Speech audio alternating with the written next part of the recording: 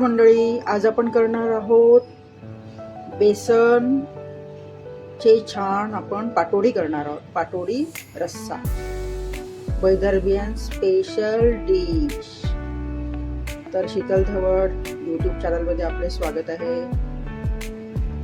तर बघा, सर्वप्रथम आता ही डिश तयार करताना आपण थोडं तेल टाकून घेतलेलं आहे. अगदी थोडं तेल टाकल्यानंतर त्यामध्ये 1 वाटी बेसन टाकलं आणि बेसन टाकल्यानंतर त्यामध्ये अगदी थोडं जिरं घालूया,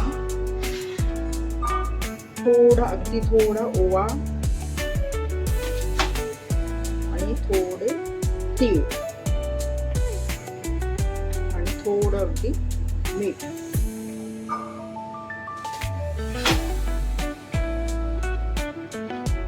हळद पण थोडी घालूया.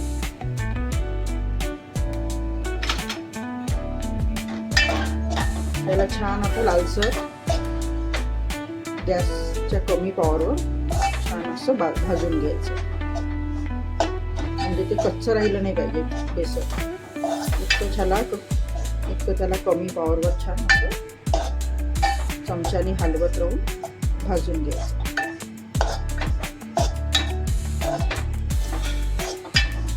थोडं यामध्ये तिखट पण घालायचं. थोडं तिखट घालूया.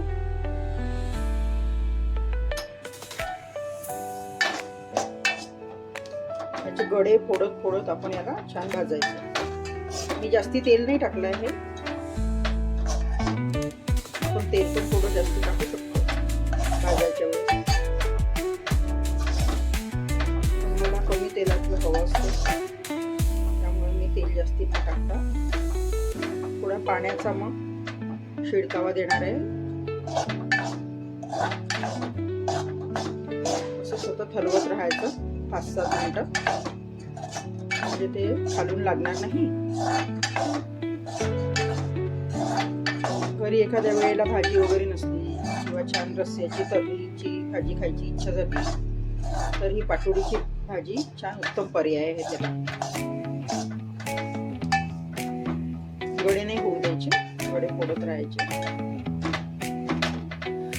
हलवत राहायचे 5-7 मिनिट.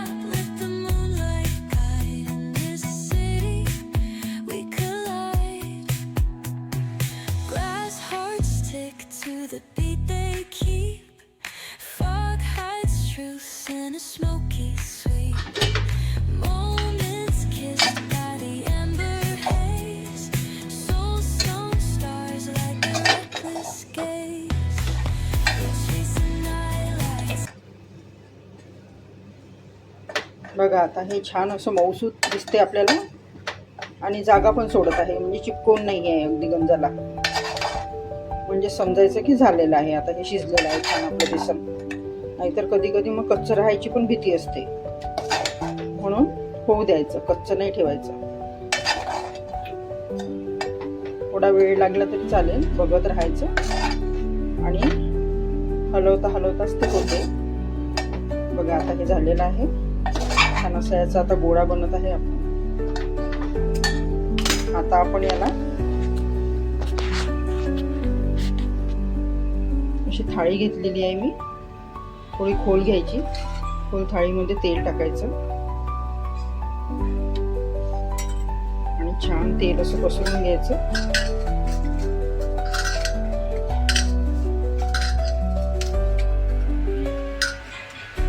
म्हणजे जेणेकरून आपण जे सारण आता त्यावर टाकणार आहोत आणि त्याला छान थापणार आहोत ते चिपकणार नाही.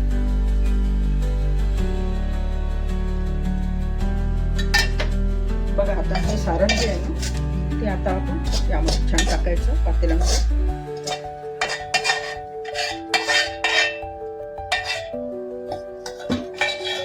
आणि गरम असते त्यामुळे थोडा पाण्याचा हात घ्यायचा आणि असं दाबायचं याला.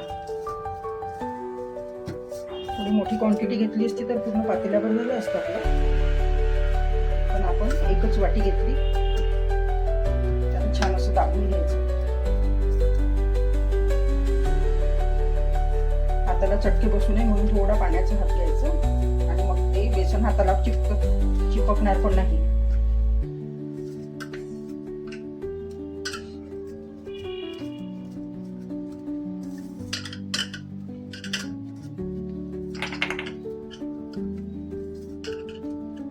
याच्या छान वड्या अशा पाडता आल्या पाहिजे, जसे आपण बेसन लाडू करताना किंवा बर्फी करताना करतो ना रवा बेसनची, त्याप्रमाणेच याची पण वडी आपण कापून घेऊया. त्यामुळे ते थोडं दाब देऊनच याला असं छानपैकी जास्ती पातळ पण थर नको, मीडियम थर करायचा. आता हा थर आपल्याला झालेला आहे. यावर आता कोथिंबीर आणि बारीक असा खोबऱ्याचा किस थोडा जास्त टाकायचा, म्हणजे चव याची छान येते. आणि कोथिंबीर टाकायचं आणि स्वच्छ धुवून बारीक केलेला.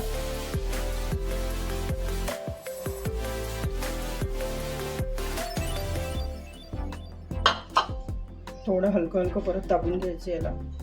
ते वरच राहणार, ते काही आता चिपकणार नाही त्याला, तरी थोडंफार एकदमच निघावं नाही म्हणून थोडं दाबून घ्यायचं. 2 मिनिटं याला राहू द्यायचं आता असंच.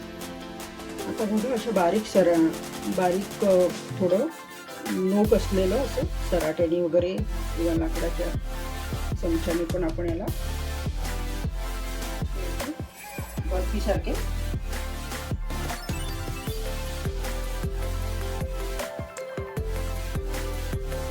मोठा आकार छोटा आकार जसा आपल्याला पाडायचा आहे तसं आपण पाडायचं.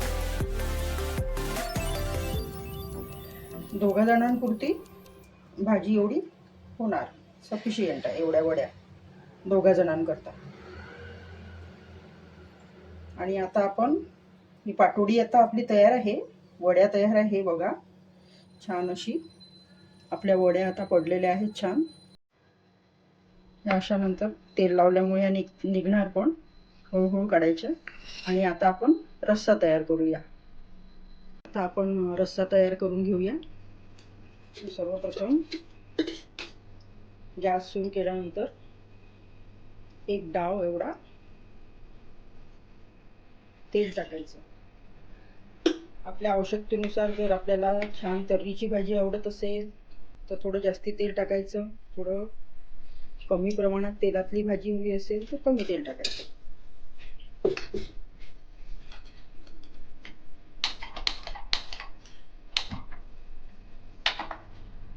आता सर्वप्रथम आपण तेल गरम झाल्यानंतर मोहरी टाकायची. आणि मी मिक्सरमधून अशी पेस्ट तयार करून घेतलेली आहे. कांदा आहे यामध्ये 1-2 टमाटर आणि थोडं लसूण आहे, जिरं आहे आणि सांबार अगदी थोडा खोबरा किस आहे आणि थोडे अगदी शेंगदाणे आहे. तर अशी पेस्ट मी तयार करून घेतली. तर मोहरी आपली तडतडल्यानंतर ही आपण पेस्ट यामध्ये आता आपण घालूया.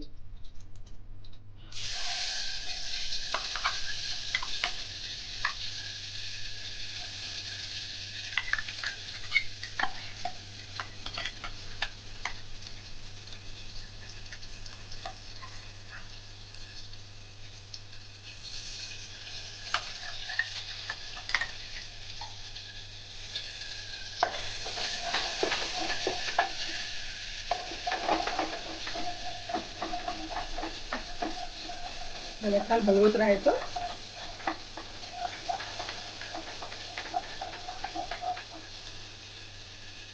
आता आपण त्यामध्ये जिरं टाकणार आहोत. जिरं जरी टाकलेलं आहे तरी तो वरून टाकलं तर छान लागतं. हळद, नंतर तिखट, लाल तिखट टाकायचं म्हणजे रस्सा छान उतरतो. जेवढ्या आवश्यकतेनुसार आपण कमी जास्त तिखट खातो त्याप्रमाणे टाकायचं.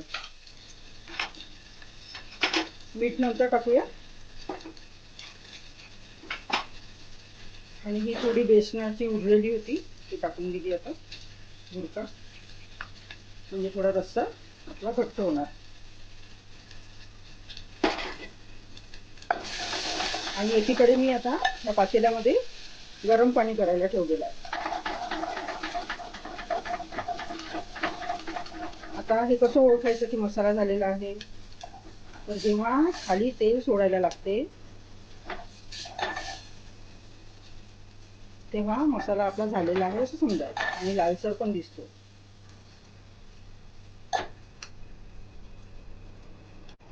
बघा आता असं हे तेल आपल्याला सुटताना दिसत आहे ना मसाल्याच्या वरती, तर समजायचं की आता आपला मसाला झालेला आहे.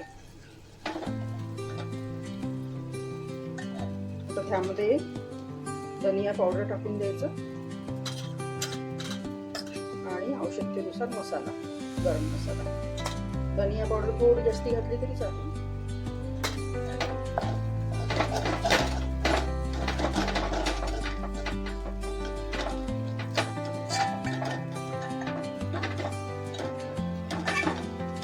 असा आपला आता मसाला झालेला आहे. बघा तेल सुटायला लागलेलं आहे. आणि आता एकीकडे मी गरम पाणी ठेवलं होतं ते आता आपण यामध्ये सोडून देऊया, म्हणजे आपला रस्सा तयार होईल.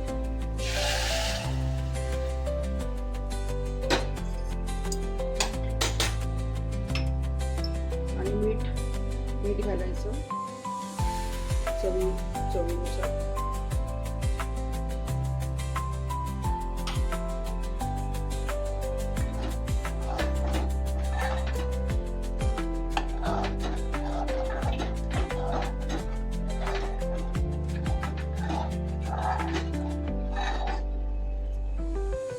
मीडियम पॉवरवर थोडं उकळू द्यायचं 5 मिनिटं.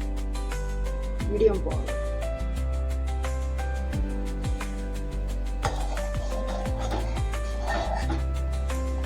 पाच मिनिटानंतर पाहिला मीडियम पॉवरवर ठेवल्यानंतर, तर बघा आता थोडा घट्टसर दिसत आहे आपल्याला. पण जर कोणाला पातळ पाहिजे असेल तर एवढं ठीक आहे. थोडा घट्ट पाहिजे असेल तर मग अजून याला थोडं 2-3 मिनिटं अजून उकळू द्यावं लागेल. तो झालाच आहे आपला रस्सा तयार. आता आपला रस्सा हा तयार झालेला आहे.